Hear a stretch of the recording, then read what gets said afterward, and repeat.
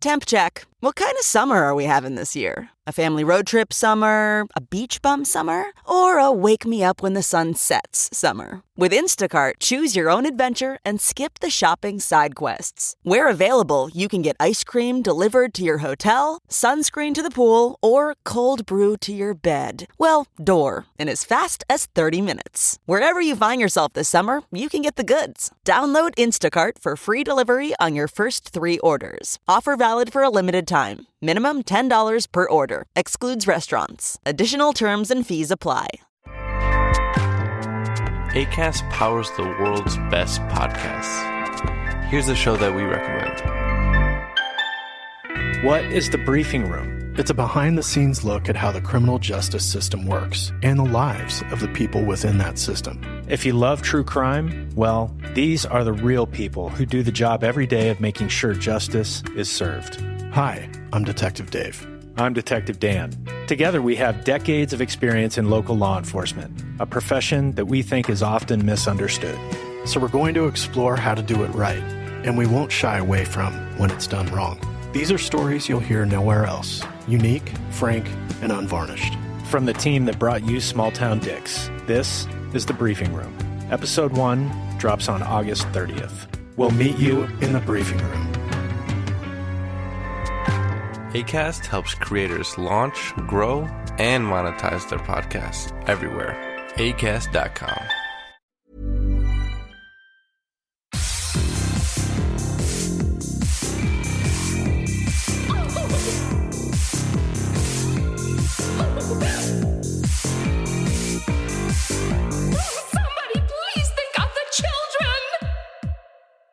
And welcome back to Scarred for Life, the podcast where we open up old wounds by looking back at the films that scared us as kids. I'm Terry. And I'm Mary Beth. Each episode, our special guest will bring with them a movie that traumatized them as a child.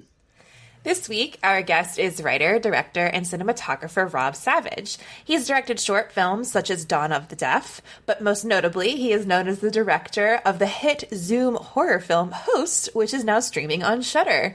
Welcome to the show, Rob. Hey guys, how you doing? Good.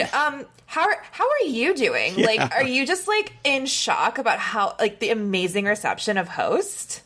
Yeah, kind of. I mean, it feels very surreal. Like I'm literally sitting in the same place that I directed Host in my flat, and like, so I pretty much haven't moved in the last 3 months. So in a weird way, it feels like everything is happening, but also nothing is happening because I still haven't left my house.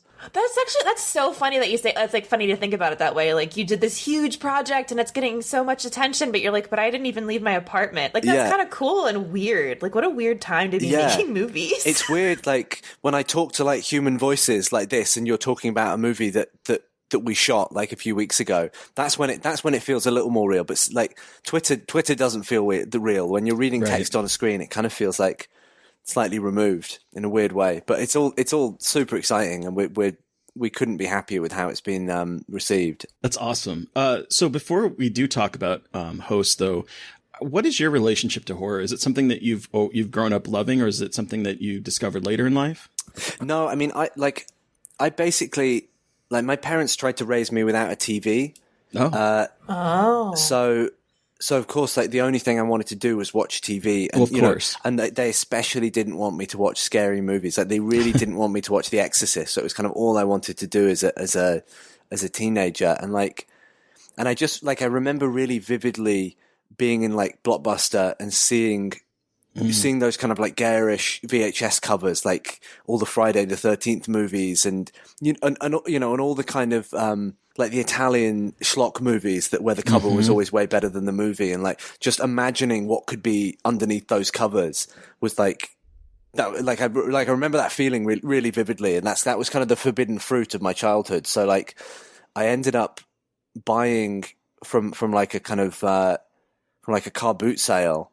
I bought like a little mini like portable TV that I hid under my bed, and I used to get VHS tapes again because it was the only place that would sell me like these X-rated movies. So I'd like buy like Day of the Dead on VHS and watch it without any sound because I was afraid my parents would hear. So I watched all these movies kind of silently the first time round, and they really freaked me out. I wasn't a hardened horror watcher when I was a kid. Like, they really freaked me out, and I wouldn't sleep, but I wouldn't be able to tell my parents why I wasn't sleeping, and I would just like, I don't know, it was a whole thing. Like, I just had this fascination, but they really freaked me out, but I couldn't look away. And I still kind of get that a bit. Like, I'm still no, I mean, I'm hardened a bit, but I've still got those wimpish qualities, which I quite enjoy. It feels kind of dangerous when I'm watching a horror movie that's meant to be properly scary. Yeah. What was the last horror movie you watched that made you feel that way?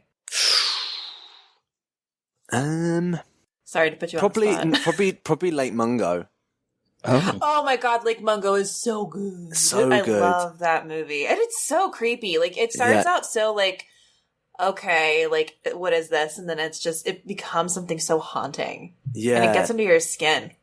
It really does. And I mean, like, the first time I watched it just as a scary movie, and like I had to watch it in bits. Like, even because, you know, it's got that credit sequence where it has all the kind of ghost photography. Even that, I had to stop it. I had to stop it, and I had to take the DVD out, and I had to put it under my bed. And I was like, okay, I'm going to watch that another night. And it took me a few times to like actually get into it. Yeah, like the first time I watched it just as like a shit scary horror movie that really freaked me out. And it's one of those movies that kind of, you know, the way that it scares you is really subtle and insidious, and it kind of makes you just look into the dark corners of your room and always want to glance over your shoulder. But I watched it again actually at the start of lockdown, you know, and it, like, because I knew where the scares were, it kind of didn't scare me as much as it did like make me feel really sad and emotional. And I think, like, as a portrait of this broken family and the disconnect between, you know, the teenage daughter and the mother, it's just such a beautiful movie as well, like a beautifully sad movie and a beautifully observed movie. And I kind of just think, as well as being one of the best horror movies, it's just one of the best movies that I've seen. It's really a masterclass, and it's kind of amazing that guy hasn't made anything since. Right? I agree with that. Yeah. That bit, I'm not spoiling it, but like the bit where they cut the 2 therapy sessions at the end, I was just in floods of tears this time watching it. It absolutely broke me. Right? Yeah. Oh my God. We can talk about Host now. Sorry, we're talking about a whole other movie. So we talked to Michael Varrati last week. He directed a horror short called Unusual Attachment, which is kind of a similar vibe of a second screen horror. And we talked about like the benefits and the challenges of doing that. And so, what was it like for you to make this film? Like, how did it come to be? And what was it like to film something like this? Like you said, like from your couch, basically. Yeah. I mean, it kind of, because we were making it in lockdown, it felt, it weirdly, and because we didn't know it would have this kind of response, it kind of felt slightly low stakes when we started out. It felt like if it was really shit, we'd kind of get a free pass because of lockdown, just for trying something out. And there was kind of just a sense of, there was just a real sense of fun because we were making it, like the background basically is like everyone involved in it are basically just the people that I was already hanging out with on Zoom anyway at the start of lockdown. They're all my friends. Everyone in it, all the actors are people that I've worked with or that I know really well. And there's just this really lovely sense of like, everyone's going to throw in. We're going to try and make something really cool, but it's not, you know, we're not playing with millions of dollars, and there's not this huge pressure on us. We're actually just, the aim was just to be creative and try and do something cool and just throw ourselves into it, and keep, you know, and to be honest, just to keep ourselves busy during lockdown. And we ended up investing more and more into it as it grew and grew. But it really started out, at least what I thought I'd get from it is having a lovely experience of making something with my friends in lockdown. And I think that's kind of ended up in the DNA of the movie, and you kind of can't fake that. And I think there's that kind of energy that these kind of crazy low budget productions have always end up in the fabric of the film. And I think it's what people have been responding to, you know, in a large part. It doesn't surprise me that you say that you guys are all friends, because there is a certain camaraderie that just sort of comes through the screen where it feels so natural with the acting that it just feels like there really are a bunch of friends just sort of chilling on Zoom doing a seance. I was kind of curious, how did it feel to be like doing something creative in a time when like everywhere else is at a standstill? I mean, amazing. It was like, I was 2 weeks away from shooting on this big TV production here in London before we got shut down. And I was kind of just in that zone of wanting to get on set and wanting to shoot something. And like everyone I'm sure felt, everyone who got furloughed or shut down, like just that feeling of pent up creative energy, and there's kind of no outlet for it, you know. And I think it was it was nice to have the possibility that if it went well, we'd be pulling something off that nobody had done yet.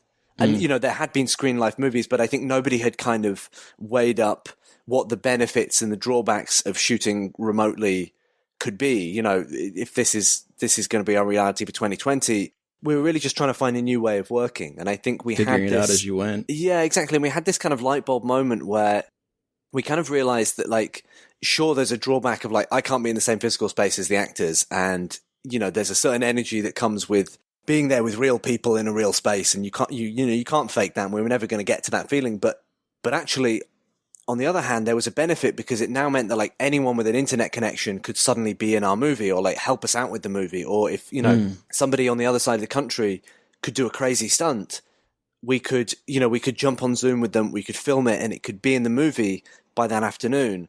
And actually, it kind of opened up the world in a crazy way. And, we only worked with people within the UK, but there's nothing to stop people from doing that in a more global sense. And, as soon as we kind of reframed that problem as being, possibly something that could make this movie stand out, I think, that's when we really started to have fun with it. And I think it would have been a real mistake to look at this movie and just try and copy and paste the same way of working that we'd all got used to on normal productions and try and make that fit for this remote filming.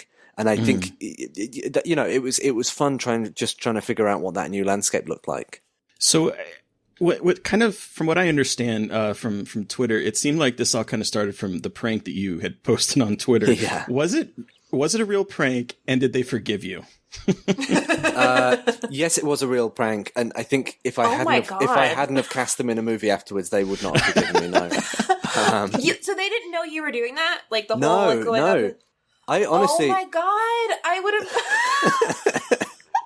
have. Wow. I honestly, I thought that was going to be the coolest thing that we did in lockdown. The fact that stupid thing went viral.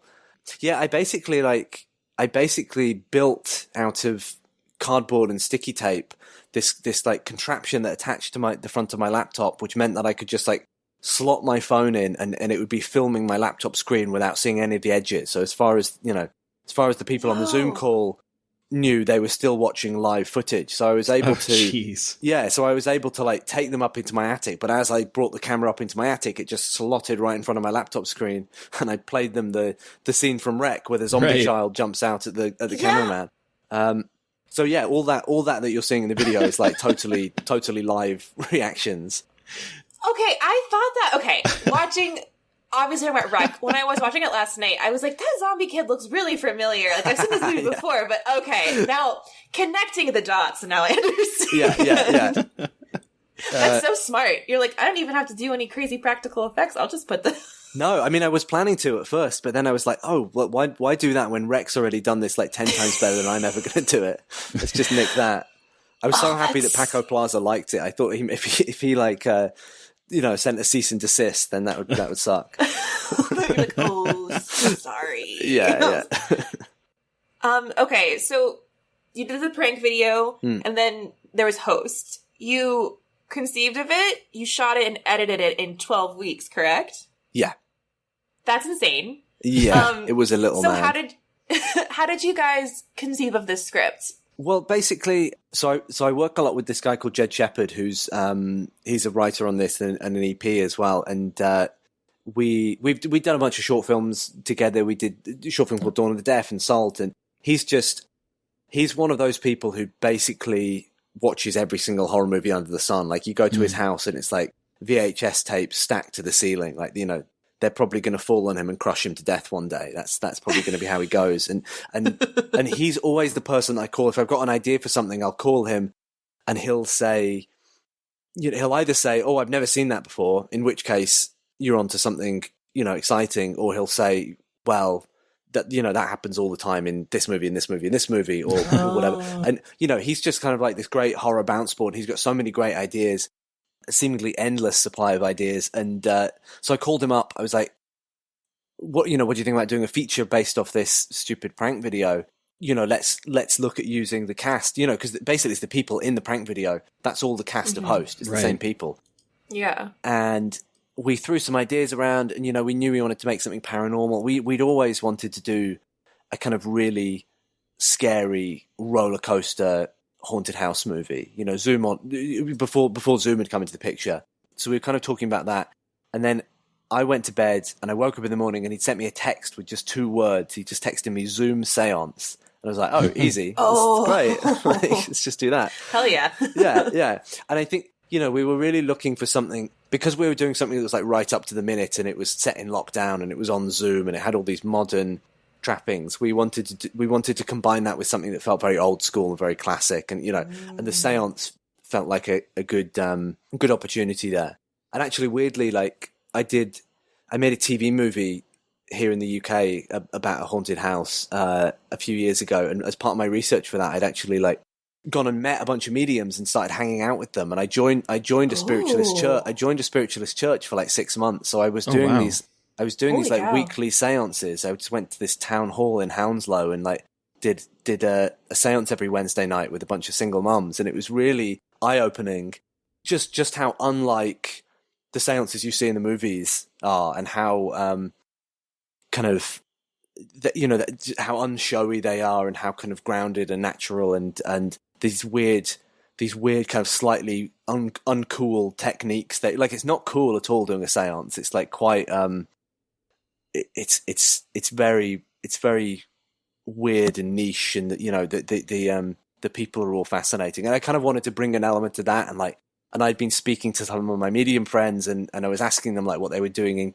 in COVID times to keep practicing, and they're like, oh, we've just moved to Zoom, we just do readings over Zoom, and I thought that was kind of fascinating. So we kind of, that was kind of our pitch to Shudder. I mean, honestly, it was literally when I pitched to those guys, I said, you know, a bunch of friends, they do a Zoom seance, something scary happens, and that's all we've got. And you know, and to their credit, they trusted us enough to basically like let us make it up as we went along. Wow. So was it filmed like your prank? How in on it were the actors with the specific beats? Oh, like no, I really wanted to take a lot of that prank aesthetic and put it into the movie. So basically what we did is we front loaded the schedule. We shot for 2 weeks, and we front loaded the schedule with 3 days of stunts and scares and set pieces. Like basically all the big moments in the movie we did in the first 3 days, which was terrifying, but we managed to pull it off, and we cut it together. Wow. We cut it together. Yeah. And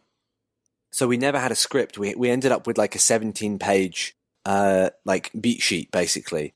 But that was only for production. We actually held back on giving the full script out to the cast. Each of the cast members basically only had the pages for their character. They had no idea who was going to die, how they were going to die, where the scares were coming from, and we held all that back. And because we'd shot all the scares and the stunts up front, it meant that we were able to cut that together, add in all the spooky sound effects, you know, make it to play like a proper horror set piece. And then I was able to pump that back in, just like the prank video, into Zoom. And they were able to react to them live, you know, having no idea.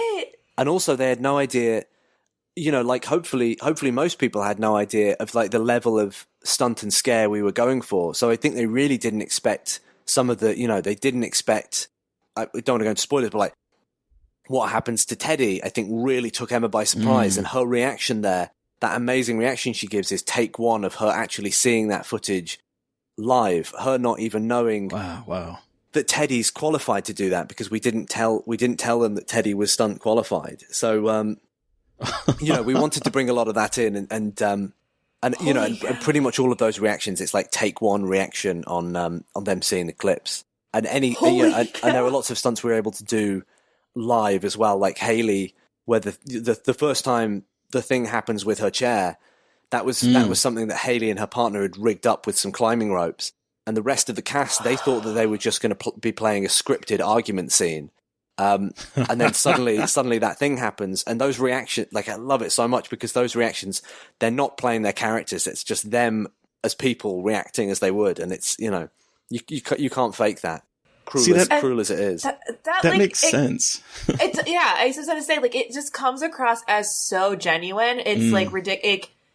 Even at the beginning when they're just like talking about wine and like pouring, like, I don't know, it really did feel so genuine, and it's so cool to hear that, like, oh yeah, like it was very, very genuine, and that like you had them really giving those reactions, like, because it really paid off.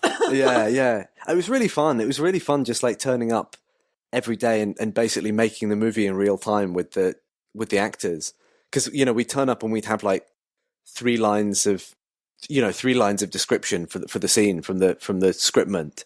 And then we'd have to just improvise and figure it out. And I'd suggest things, and I'd be on the Zoom call, but I'd be muted and hidden. And every so often I'd just unmute myself and I'd throw in a prompt, or I'd say, let's run that line again, or how about we try this? Or even like sometimes I just like type things in the chat. So I'd be like, you know, Gemma, have a go at Haley, and just try and like set things off in real time.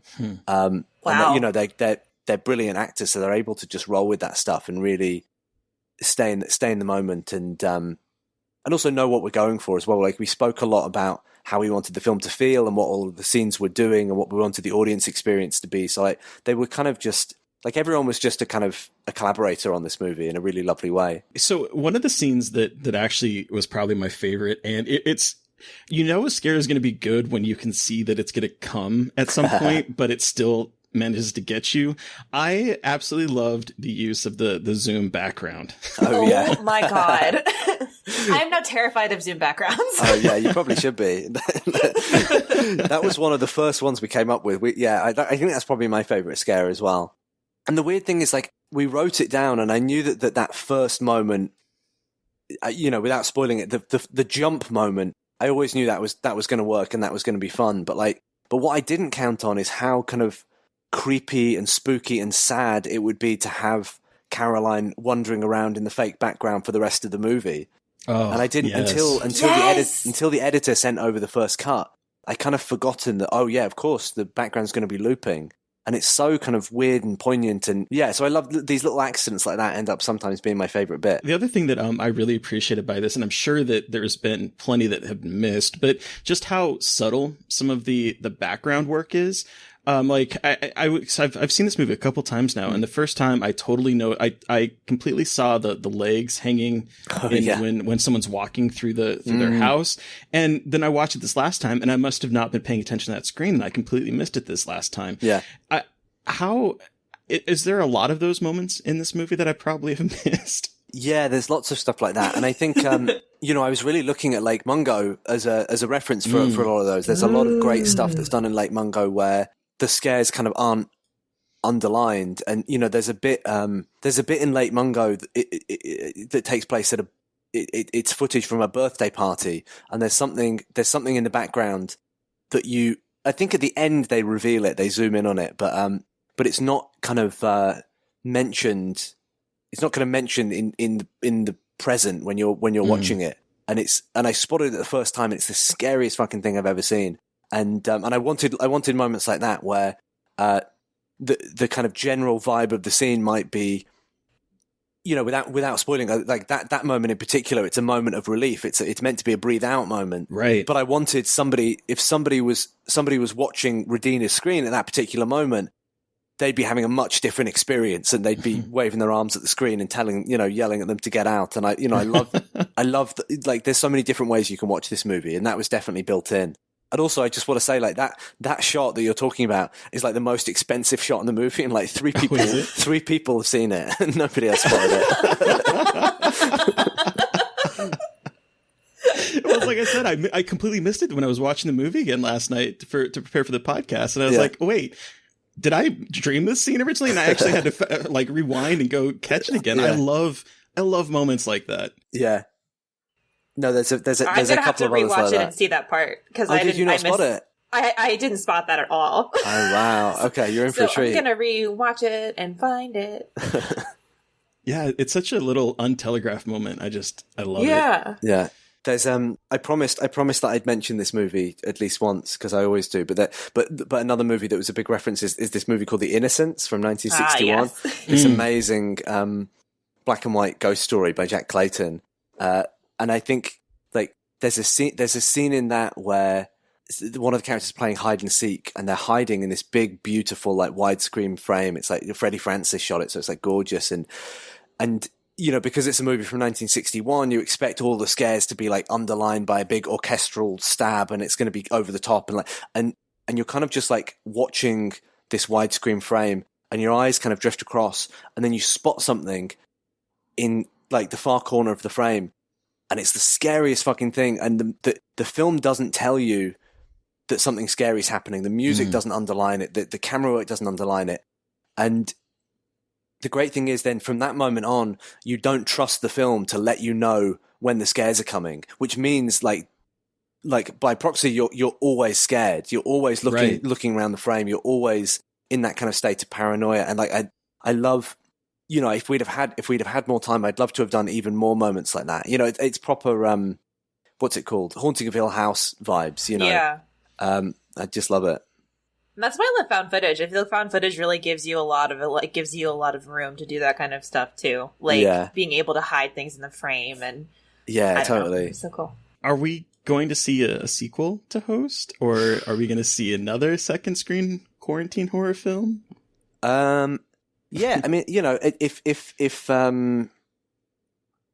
yes, I think the answer is yes. We want to. We're totally open to it. It's not a done deal yet, but okay. But I think because of the response to Host, hopefully it will be. It's not a direct sequel to Host. I think that'd be. I think we still don't quite know what we've got with Host. We're still in the middle of it, and I think trying to just replicate that in any kind of cynical way would I don't think we'd ever capture the kind of energy that Host had, because it's so much a product of how it was made. But we've got another idea that's in the same world, that's set very much now, and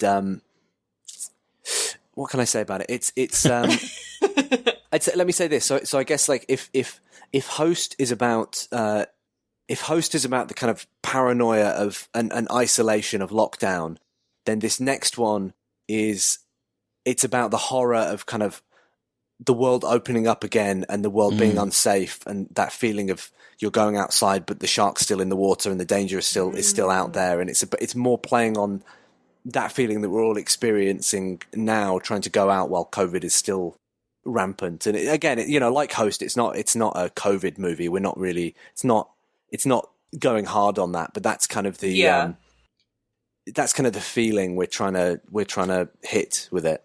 And we're really excited about it. We're just as excited as when we started Host. And that's the best sign that I can have, that it'll be, hopefully halfway decent. Terry, do we want to talk about what we've been watching recently? Yeah, absolutely. I'm in the thick of things with festival coverage, because Fantasia is going on. When this airs, it will have started. And so I'm also in this situation where I'm trying to like figure out what I can and can't talk about yet, because of like embargoes and whatnot. Yeah. But the two movies that I wanted to mention today, one is called The Mortuary Collection. Oh yeah, I haven't watched that yet, but I would like to. It's an anthology film of like there's 4 stories and a wraparound, but it takes place in this very like slightly out of step fantasy world of like this place called Raven's End, which feels like it's a mix of like 80s, but also sort of like the Dunwich Village from like a Lovecraft story or some kind of like otherworldly fairy tale world. And there's this mortuary guy, and he after giving like a funeral, this girl comes up to him, a young woman comes up to him and wants a job. And so he starts telling her these stories about some of the dead bodies, and they all like range from the 50s up to the 80s. And each one is like, it feels ripped from the pages of EC Comics or like the Tales from the Crypt. Has a very dark sensibility, a very ironic sense of humor to it, which is how I love that's what I want to see from like anthology films. When I want to watch these little quick short films, I want to see that kind of like ironic comeuppance that happens in like the Tales from the Crypt. And the biggest story in this one is actually a little short film that did a festival round, like 2 years ago, maybe, called The Babysitter Murders.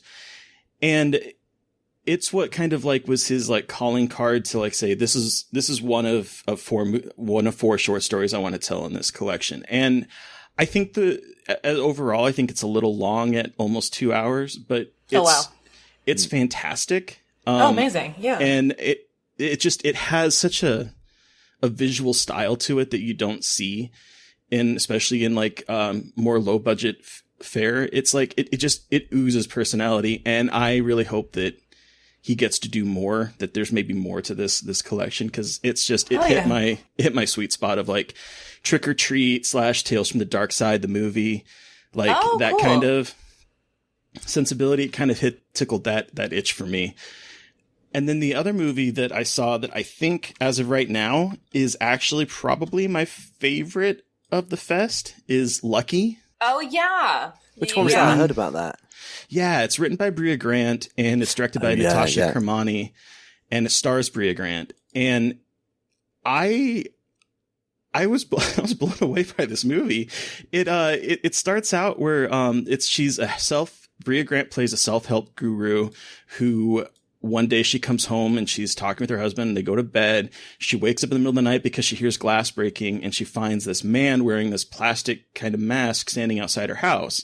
And she runs to her husband, like gets him up and is like, there's someone outside. And he's like, oh yeah, that's just the man. And she's like, the man? He's like, yeah, the man that comes here every night and tries to kill us. And he like nonchalantly goes and grabs a golf club and then goes down there, and they end up like beating him unconscious. So when they turn around, he's gone. His body is gone. And it plays out from there as this very like high concept, sort of like, I would say maybe kind of like a Groundhog's Day, except that it's not the same day repeating. She's going forward in time. It's just that every single night, this guy keeps coming back and no one will believe her. Her husband disappears and the police keep asking her about her relationship with her husband. And she's like, I'm talking about this guy that keeps coming here and trying to kill me every night. And every time she knocks him unconscious, he vanishes. And it sort of goes from there. And I watched it like worried that it was going to like fall and like fail the ending. But man, this is a high concept movie that I absolutely love from beginning to end. That is a killer concept. I love the sound of that. I love that. And it gets so trippy towards the end, but it's anchored with Brea Grant's performance of this like vulnerable woman who just wants people to believe that she is being traumatized by this person, and everyone's like, so talk about your husband. Like it's such a weird. It feels very of the time as well, I'll say, without spoiling things. Cool. But yeah, it's probably my favorite of the fest that I've seen so far. What about you, Mary Beth?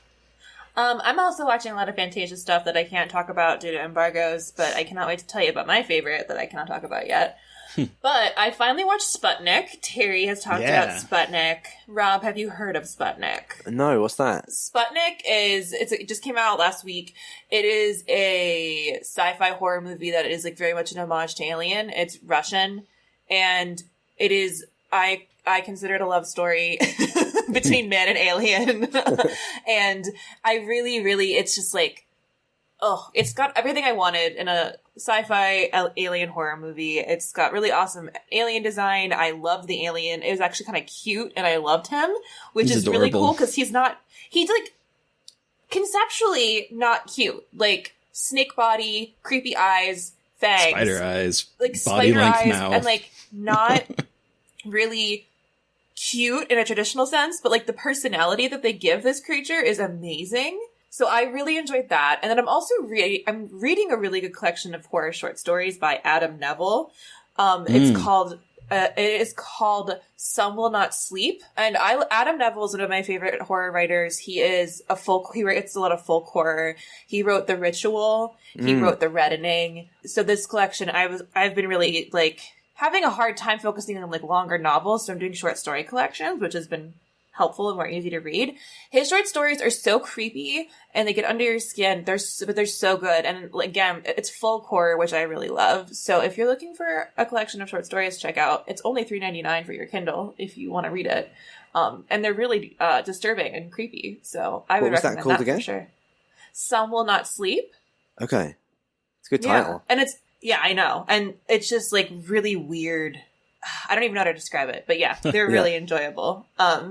Rob, what have you been watching and enjoying recently? I've been watching a bunch of stuff. Like I kind of split my watching into two categories. Like there's the stuff that I'll actually like sit and watch and give my full attention, and then I tend to like I've got a TV in my room that I tend to like put a movie on and fall asleep to it, and that's normally stuff that I've kind of seen before, or that I'm kind of that I'm kind of giving half my attention to. And like, to be honest, like I've been so busy that most of the movies have been fall asleep movies, but I've been watching. Yeah, I picked up a secondhand collection of like old manga movies. So I've been watching I watched the Urotsuki Doji movies, the kind of demon. It's basically these kind of super horny animations that basically it's like hell yeah. It's like the inside of a 15-year-old boy's mind projected onto the screen, which is like yeah. I wouldn't call them good movies, but they're not boring. And then I watched Creature from the Black Lagoon again because I hadn't seen that since I was a kid.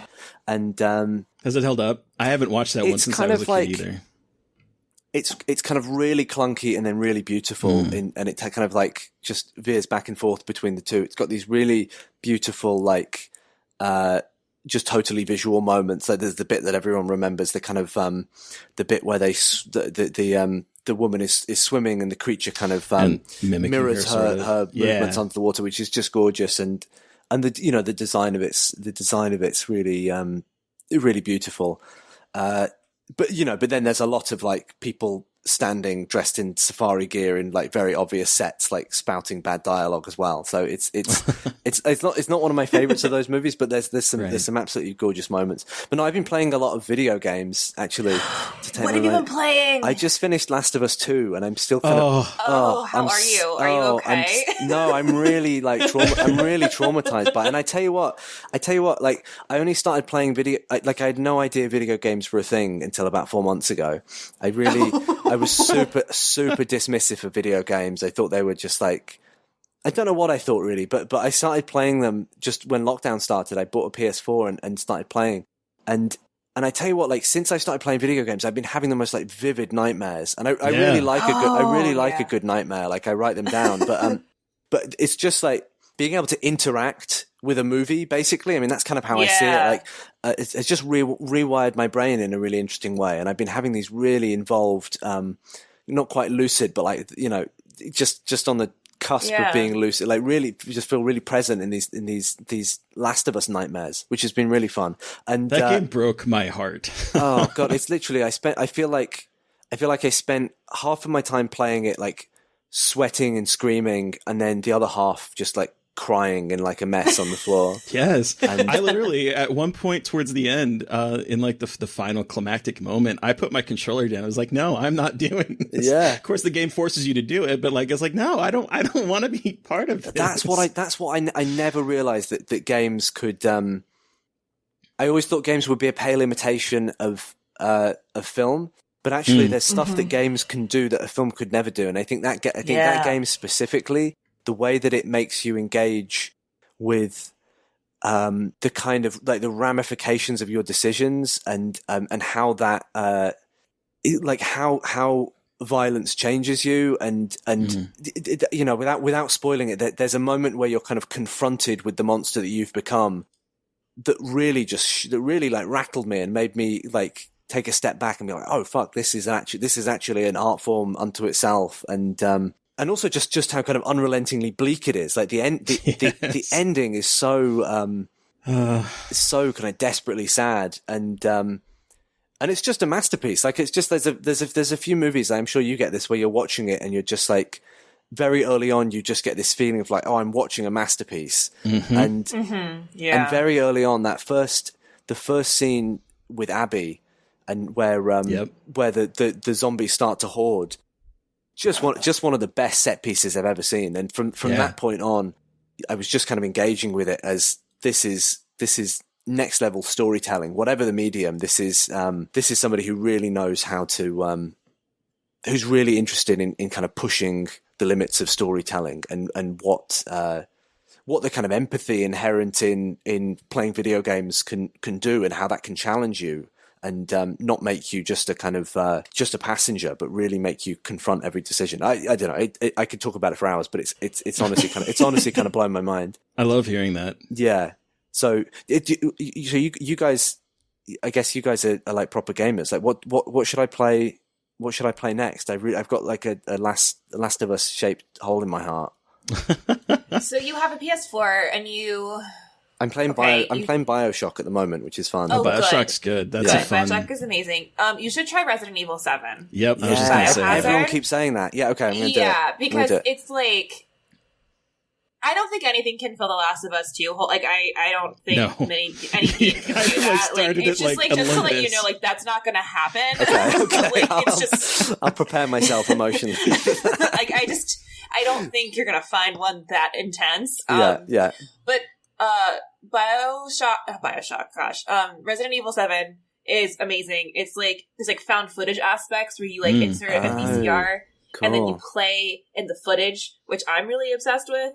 That's cool. It's also really gross, which I like. It's like grimy and nasty, great, which is awesome. What else is there? Do you care about the characters? Because that's the thing. Like BioShock's amazing, but I don't really care about the guy because I've only seen his hands, so I don't really care about him. So I'm I'm just wondering if there's something that I can have that same investment in because I really loved that about the 2 Last of Us games. You should try Life is Strange. I've only watched playthroughs of this, but like from what I've watched, you get really invested in the characters, and it's about being a teenager and having superpowers and also being queer. It's just there's a lot of like similar emotional connections you're supposed to build with the characters. Okay, Life is Strange. I'm going to download that. Life is Strange. You should also try Night in the Woods. It's very cartoony. It's like you play as a little cat, but the way that it's written is like, it's like supernatural and kind of like cosmic horror. Have you played this, Terry, Night in the Woods? I started it. I never finished it. So it's there's like really, it seems cutesy because they're all anthropomorphized animals, but there's really awesome stories about like dealing with depression and mistakes and regrets. That is really amazing for a game that's in that style. So Night in the Woods is another one I would recommend. Yeah. Because that was another thing. It's like, it's a very short part of Last of Us 2, but the bit that deals with her like PTSD and the way that changes how she perceives the world. Like that was another like light bulb moment where I kind of saw the power of games.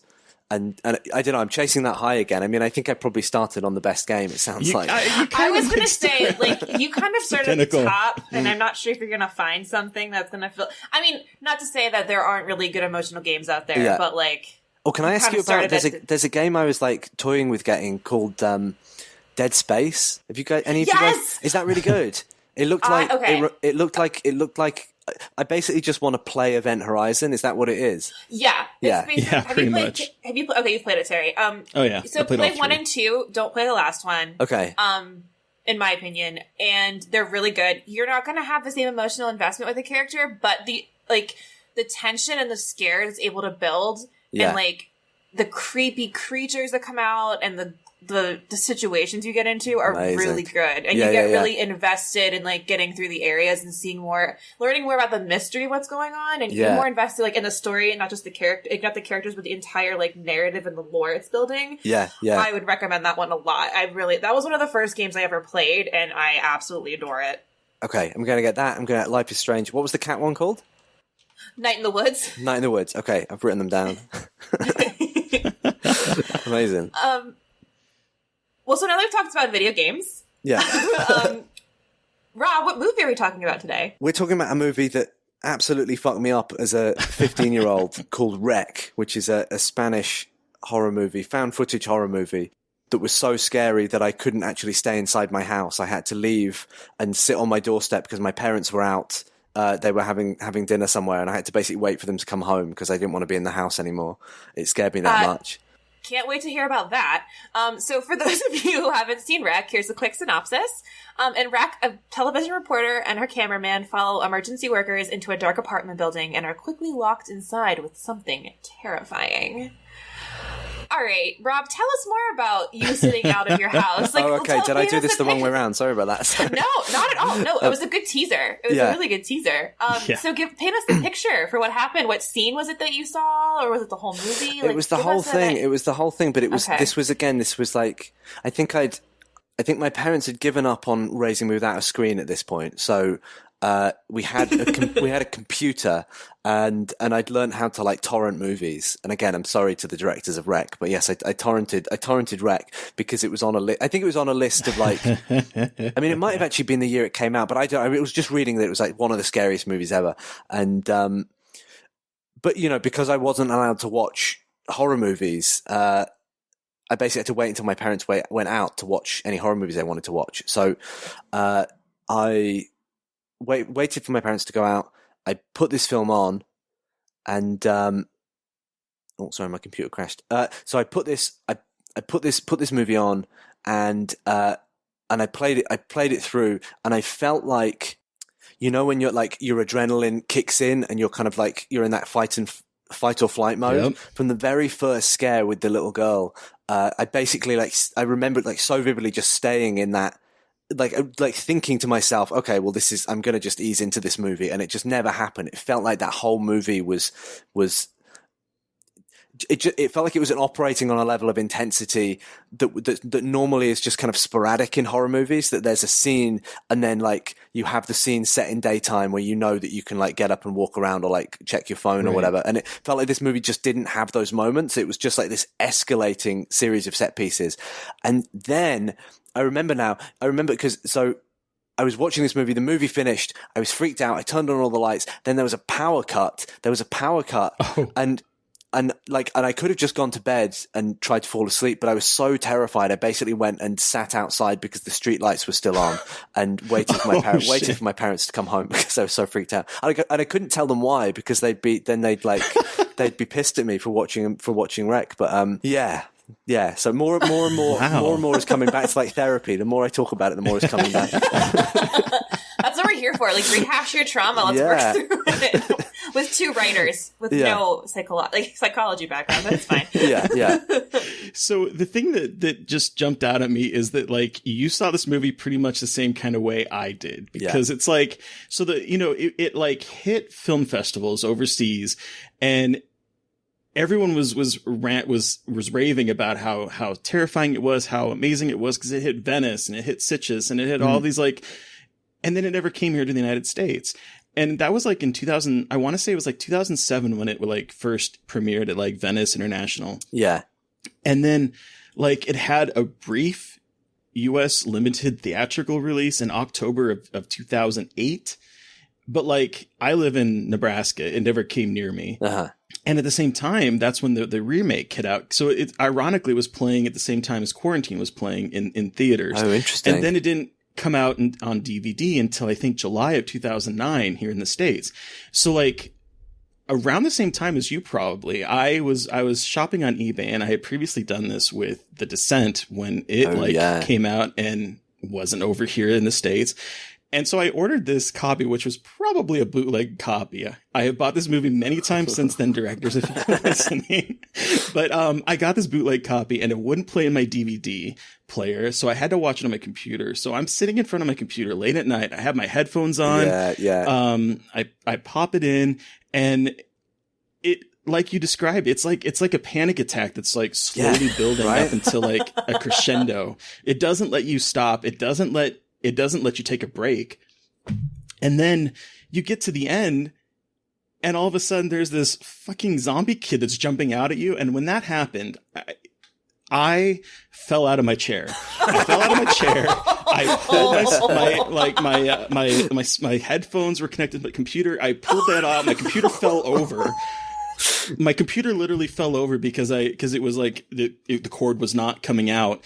And to make matters worse, I lived in an apartment building, and my neighbors next door were friends, and they shared a bedroom with like a bedroom wall with my bedroom, and that's where my computer was. And they heard me screaming, and so they called me to see everything was all right. And I'm like, yeah. So like that was my first experience with this film. Yeah. Wow. That there's something about the first scare of a horror movie, I think, always gives you like a bit of a roadmap to how scary the rest of it's going to be. And I just remember that first scare being so scary. I had to like pause it and be like, I don't know if I can actually handle watching the rest of this, because it's only going to go up from here. Yeah. And like when you're sitting at your computer, and like I know that I had vivid memories of just like leaning closer and closer to the screen, which is not what you want to do in this. So at that point, by the end of it, where I'm like pretty much, I think probably nose to the screen is when the zombie child jumps out. But God. Yeah, it's man. What about you, Mary Beth? Do you remember your first time seeing this movie? Okay, so I saw Quarantine first, which is the it makes sense. American remake of it, and I saw that in theaters. And Me too. It scared the absolute shit out of me. I know it's not Rec, but it was it was one of the first movies I vividly remember seeing in theaters and being really terrified of. And so when I watched Rec a couple years later, and it just, again, it scared, I can't remember how old I was, but it scared the shit out of me because it is like a panic attack. I mean, like, the beginning just seems to like, oh, okay, they're like in the firehouse, it's fine. And as soon as they enter that apartment building, it's like, all right, time for everyone to just die in gruesome, awful ways. I think I like the ending of this one a lot more. I think it's like so weird, and it's so funny to me how like Western, or not even Western, American like horror is like, oh yeah, no, we can't do that, which is so silly because it's not that, I don't know, because it's all about like what, trying to vaccinate her against the devil and it backfires. Isn't that like the end? Yeah. Like she tries to make like a possession vaccination and then it evolves, which I think is hysterical if you think about it that way. But well, and it didn't Quarantine. Wasn't it like a doomsday cult it was that stole? It was a doomsday cult that stole a virus from a lab and they gave it and it spread that way. So it was more like a kind of run of the mill zombie disease situation, which like fine. Yeah. But I kind of like the idea of possession as contagion. I haven't seen any of the other ones. Have you guys seen? Oh, Rec 2 is really good. Yeah, I watched Rec 2 for the first time right after I watched the first one this weekend. Okay. Are there 4? Yeah, there's 4. I think I haven't seen the fourth one, but the third one's kind of fun. The third one kind of gives up on being a found footage movie halfway through. Like literally, like the camera just breaks and then it becomes like a real movie. Oh. Huh. It's fun. It's like funny. It's like it's like a kind of black comedy. But the second one, I think you'd really like it, Mary Beth, because it's like it basically kind of like doubles down on that ending, and it becomes really like it's an infection movie, but it really doubles down on the possession stuff, and it does some really like interesting things with the camera and with the night vision in particular. There's one scene that's just inspired where something is visible, something becomes real only when there's no light shining on it, and it's really fucking scary and really like smartly done. Yeah. Oh, cool. Okay, my question for everyone: what is your favorite kill in this movie? Because there's some good ones. Yeah, there are some really good ones in this one. I think my favorite kill it's not like an on-camera kill. It's more, I guess it's the aftermath, but it's the one that made me jump the most the first time, and that I'm still like weirdly never quite ready for whenever it happens, is just the body falling from the top. God. Y que no le dejan acercarse al edificio y les doy antibióticos a las niñas. Yes. Seriously, I have seen Rec and Quarantine so many times. I jumped watching it last night. Like same. It still gets like I know it's coming, and I still jump out of my skin. I don't know why. We stole that. We literally stole that for Host. That was the clip that I played. We're just going to do that. We're just going to do that. But it's so good. Like, it's just like very sudden, and you're like, yep, everything is fucking awful, by the way. Like, if you didn't already know, like, this is what's going to happen. I live for those moments. I love a good body splat. I was thinking about this when I was watching it last night. I was like, oh, that scene still works because it reminded me of recently watching the movie Z. I don't know if you've seen it. Oh, Rob. yeah. No. But there is a good moment where it's like a pretty normal scene and then a body comes falling. And it's like, I live for those moments. That kind of unexpected scare. Because like in Rec, it's, everyone's arguing. There's so much pandemonium. They're trying to figure out what's going on. The mom wants to get her daughter some like medicine. And then all of a sudden, splat. I love it. Yeah. I'll tell you though, watching this now, because it's been a minute since I've seen it, because I tried watching it like maybe a couple years ago, but the only copy that was like available for streaming is dubbed, and I cannot stand dubbed movies. Oh, weird. Yeah, so like it's on Amazon. People are like, "Don't watch this. It's subbed and it's garbage." And I'm like, "Why would you even sub this?" Like, not. It's dubbed. I'm like, "Why would you dub this movie?" Yeah, it's so horrible. It wasn't until Scream Factory released their box set of all 4 movies that I decided to watch it again. So it has been a minute, but watching this in quarantine is quite an interesting experience. I bet. Just like seeing the authority kind of like break down, because you have like the one cop who is basically swinging his gun at everybody and like just basically losing it. And then there's like the casual xenophobia in the place where it's like everyone wants to blame the poor Chinese people. Yes. Okay. Definitely did not pick up on that before with the xenophobia and like this really intense. And like, unfortunately, it's kind of prescient to now because a lot of people are being really shitty and racist towards Chinese people and people from East Asia because of COVID. So it's interesting. Like, so funny. Not funny. That's terrible to say. It's not funny at all. But it's an interesting kind of parallel that probably no one could have predicted, but like, wow, yeah. These, as soon as someone's like, "There's a virus," like, "Oh, it has to be the Chinese family," and it's like, okay. And then I think there was what's the guy's name? The kind of greasy guy with the mustache, Caesar, and the rings, and he like is positioning himself, and he's like, he didn't know they were rolling, and he's like, "It's got to be them." There's like, and like criticizing them so heavily, and I was like, "Oh my god, they eat raw fish."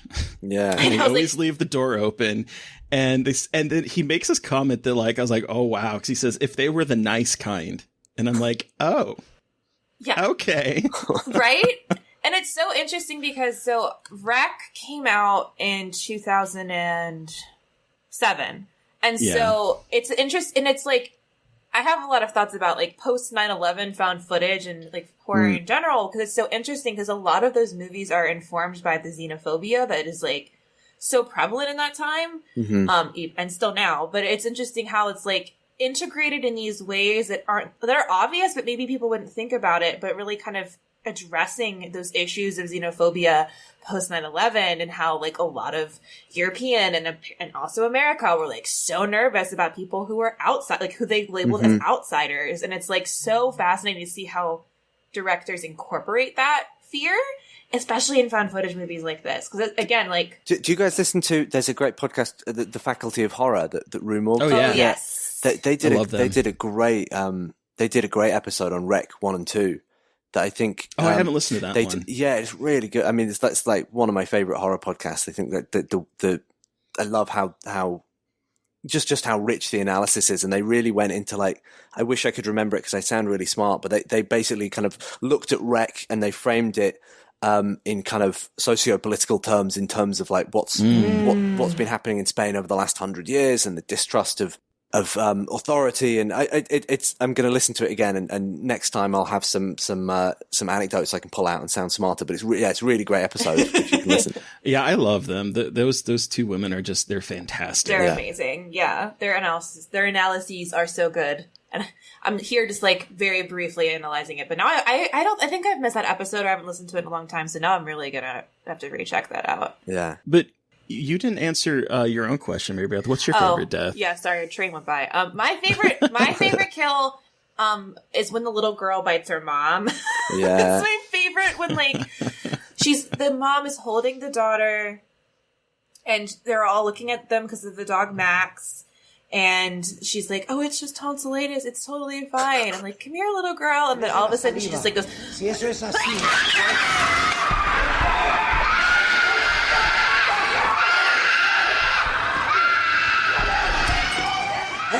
and bites her mom and runs away. And it's just so good. Like, it is my I don't even know if it's technically a kill, but it's my favorite moment of the entire movie. Yeah. That and the reveal of the girl upstairs in the attic. Oh, yeah. So can we talk about that scene? Yes.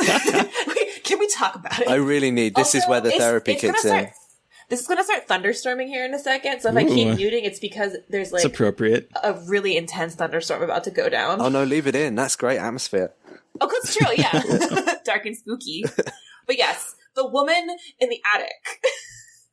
who's played fantastically by Javier Botet, Oh yeah. Oh yeah. who is just an amazing physical actor. I think my I think God. this might be a contender for like the scariest scene in horror. This scene really is. traumatized Honestly, me. I would 100% agree with that. It is awful. Like, I love night vision scenes because I think they are so Yeah. scary. And just like the way that they introduce it with like her in the back, or like the creature in the background, like shifting in the dark. Yeah. Oh gosh, that shadow, it freaked me out this last time. Like because like scared again, the shit it's out been of me. years since I've seen this, and the copy that the last time I probably saw it was the crappy bootleg copy I had. Yeah. So like I don't think I saw everything. So like that shadow moving last night when I watched it, I jumped. I love moments like that though. But yeah, it kind of changes the entire tone of the movie, because up until that point, it's a pretty standard. I mean, it's not standard, but it's pretty much a zombie movie, right? Yeah. And then you get Yeah. to this attic, and it's like, what the fuck is that thing? Well, and it's like, it's exactly when we learn that like this is possession. This isn't just some run of the mill zombie rabies weird contagion. Like this is something completely like unexpected. And then the way that they reveal her body as being so warped by that contagion is even more fucked. Because again, like you've seen people getting, you know, mauled and torn up, but they looked like people still, which is scary. There's not really like a monster, and then they reveal the monster, and like the way they were able to take a human body and just make it so foreign, from like the long limbs and like the breast, guys. I mean, come on, and just like the stringy hair and just. I mean, I don't know what color the skin was, but it just felt like it would be kind of gross and squishy and gray. Like it just, and the movement as well, the way dirty-ass. that the arms swing in the kind of looseness, and it's it's like an incredible performance, even though he's only on screen for like 5 minutes or something, or less probably. But that there's something I love about horror movies where you're kind of just seeing the tip of like some horrific iceberg. I mean, you get up there and you see all the cuttings, and you're like, oh fuck, this goes so much deeper than I ever thought, and there's so much that's fucked up about this. I can't even take it in, and that I think found footage movies that go the opposite way, I always like bump up against, like found footage movies where like Dr. Exposition comes in and like explains, oh, well, this is why, you know, we created a monster in the lab and we never should have played God and all this, you know, like the more that if this was to happen to a real person, you'd get a fraction of the truth, and that would be terrifying enough. And I love that you just at the last minute, suddenly the movie is recontextualized for you, but it's so visceral and immediate that you don't even have time to process that, because holy fuck, there's this thing in the corner and you've got to be quiet and suddenly you're holding your breath along with the characters, and it's such a change of pace, like you said as well, because the movie's so loud and so intense, and then it's so quiet and it's so oppressive and claustrophobic. Well, and it's this moment where like you said, it's this build up, it has this one pace the entire time, and you get up to this relative quote unquote safety, and it's a time to breathe, and then it's a completely different kind of tension that is the rest of the like 5 or 10 minutes of the movie. Yeah, and I think Robbie mentioned this. I love found footage because a lot of the time you're learning with the characters, and I love that kind of like learning with characters, and again, not having that huge exposition dump, but you're in that moment, like you're in that tension, you're kind of trying to piece everything together with them. You kind of are creating your own narrative in a way, because you're filling in the story gaps. You're kind of like, okay, this is what's happening. But again, it's terrifying because we don't have all the answers. And again, we have to, it's like I was holding my breath this time, like when they were in the dark and the creature came forward. It really is amazing how this film can get you to be like, I am in that attic and I cannot breathe or move, or I will be eaten. Like, because you were talking about like it seems so simple, but it's definitely not. Yeah. Because you were talking about like night vision scenes, which again I love night vision scenes, and the one that comes to mind is the end of Silence of the Lambs. But the end of Silence of the Lambs is like, which is super intense, and like you know, and that I saw that before Rec, and that movie fucked me up as well. But like the the fact that that's edited, and the fact that like you go from the night vision, but then you've also got those shots of Buffalo Bill that are kind of like it's meant to be pitch black, but it's like movie pitch black, and you can kind of just see him and the levels up, like so you're kind of like aware of the construction of the movie, and found footage is just as far in the opposite direction as you can go. It's the illusion of an unbroken shot, the illusion of you're with these characters, and as long as they're alive, you're just going to be watching pretty much their point of view. It's so immediate. It's like if a found footage movie works, it's the closest you can get to forgetting you're watching a movie. I think it's why movies like this and Blair Witch like still to this day really rattle me. Yeah, we had recently we had watched The Open Water 3, and there's a night vision sequence, and that's found footage, and there's a night vision sequence in there involving sharks. Yeah, it's just like I think there's something really really special about those types of that type of filming. Yeah. We again, not to keep bringing it back to Host, but like that was the movie that we were trying to replicate that same feeling at the end with the Polaroid. They showed that to all the cast, and I was like, we want to do this, and like that feeling of just basically being in pitch blackness and feeling like you're just there shoulder to shoulder with the characters in the end. Like I just love movies that. And again, like, if I'm lucky enough to have any more movies released, you'll probably start to see a pattern, because like, all the movies that I'm developing at the moment kind of end in a similar way, because I love Rec so much. But like, the horror movies that I love tend to, I feel like there's an instinct when making horror movies to follow the same template of every other movie and go bigger in the finale, go big and go bombastic and times everything by 10, because that's the normal formula to make any other kind of genre. But actually, I think the bigger and the less personal you go, the less scary and the less involving. And the movies that really stick with me, it's the movies that go more personal, more claustrophobic, that kind of bottleneck and tighten their focus at the end. The movies that go quiet and intense at the end rather than loud and bombastic. Movies like the end of the Blair Witch, the end, Silence of the Lambs, those are the movies that really stay with me, and where you kind of leave the cinema without being able to shake the movie off. And like Rec, I think, is just the perfect example of that. It really is, because like I'm thinking about this as you were talking, but it's like you get up there and then into the penthouse, and you kind of expect a last stand, right? Where it's like that's the point of the zombie movie, where like people are breaking into the house and like Night of the Living Dead, and it becomes like this, a shootout or something normally, right? And it doesn't do that at all. The zombies are gone, and it's this other real fear that comes in at that time. Yeah. Wow. Do we want to give this movie a rating out of 5? Yeah. Yeah. All right.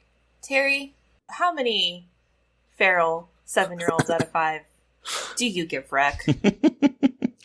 So as you can tell, I have a very weird attachment to the feral 7-year-olds. Who looks so cute this time watching, like when she like looks at the camera and goes, "Rah!" I'm like, oh, he's so cute. My name's Jennifer. I'm gonna eat your throat. Well, in that scene in particular, I started realizing this time how much of a little bit of a callback to like Night of the Living Dead it was, with like the girl and her mom.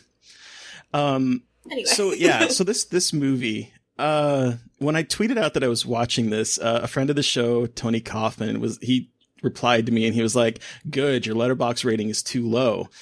And I was like, yeah, okay, it kind of is. I think I had it at a 3 or 3.5. And wow, that's low. Well, and I'll tell you why. I think it was because I had tried rewatching it, again, probably dubbed, and it's there. I guess my biggest complaint still this time is that some of the middle section feels one note in terms of like the screaming. Like there's just 1 decibel of everyone just like shouting and screaming. And I get that that's probably realistic because everything's fucking going to shit. But it was a bit too much. It kind of turned into like this sort of like cacophony of like, not really. Yeah. But like watching it this time, I was surprised that when we got to the ending, because I was like, oh wow, are we already at the ending? Because it's so perfectly paced. And once the shit hits the fan, and once like the little interview and the character building moments are done, it just does not let up. And I think that it is a perfectly like it's at a perfect 100 or 1 hour and 18 minutes. Yeah. I think that is like it just there's something about those types of films that just want to give you an experience that are on the shorter side, and they don't overstay their welcome. And looking at this now through 2020 lens, I do think I agree, Tony. I rated this too low. I think this movie is fantastic.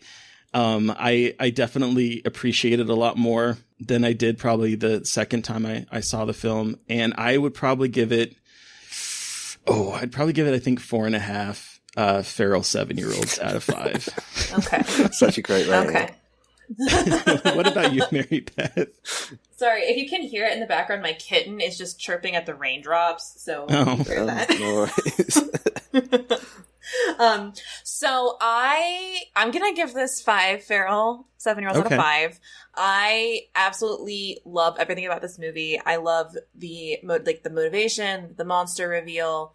The acting is actually really. I love Angela, who plays Angela, the character. She is. I forgot how phenomenal she was in this movie, and how like she keeps ramping up, and the way that she really does act as the audience proxy is so good. It doesn't overstay its welcome, like Host. That it's a beautiful 56 minutes. It's like I love it because it's like short and it knows what it's doing and doesn't try to overstay its welcome, and doesn't try to do exposition dump and get you super up to speed about what's going on. So, and it still scares me to this day. I still jump even though I've seen it multiple times. So, I mean, if a movie can still do that, that alone gives it a 5 for me. So, Rob, you have the final word. How many feral 7-year-olds out of 5 would you give Wreck? Well, I mean, I can't really add anything to what you guys have said. I just think this is one of the great horror movies, and it's one of the few movies that every time I put it on, it scares the shit out of me. And there's only a handful of movies that can do that. So I'm going to give it 5 feral 7-year-olds out of 5. Perfect. Sweet. Amazing. Perfect. The scores that we come up with sometimes. Thank you so much, Rob, for joining us to talk about that Wreck. Was fun. Where can our listeners find you, and what do you have coming up you'd like to share? Oh, well, you can follow me on Twitter. I think I'm at DIR Rob Savage on Twitter and Insta. And Host has only been out 2 weeks, so tell your friends about Host. Let's see if has it only been out for 2 weeks? It's only been out 2 weeks. Wow. Yeah. So so Jeez. Please tell all your friends. If somebody doesn't know how to get Shudder, install it on their TV for them. You can get Host exclusively on Shudder. And I'd really love it if people could check out Dawn of the Deaf and Salt, which are the 2 short films that the team behind Host made beforehand. And where are those available? Are they on Vimeo? Yeah, they're on my Vimeo, which I think is just. I think if you search Dawn of the Deaf and Rob Savage, the Vimeo I think will come up first. And we'll put the links to there. We'll link to those shorts in the description of the podcast. Thank you. And hopefully something else Hosty out soon. Hopefully have an announcement on that soon. So listeners, you've heard from us, but we want to hear from you. What was your experience with Wreck? You can send us an email at scarredforlifepodcast@gmail.com or reach out to us directly on Twitter. I'm at MB McAndrews. And I'm at Gaily Dreadful. And of course, keep the conversation going by chatting with the podcast on Twitter at Scarred Podcast. And please don't forget to review, rate, and subscribe. Thank you to Steve Arnold for our artwork. Thank you to Sean Keller for our music. And thank you to everyone for listening. Please stay safe out there, but most importantly, stay creepy. And until next time. Won't somebody please think of the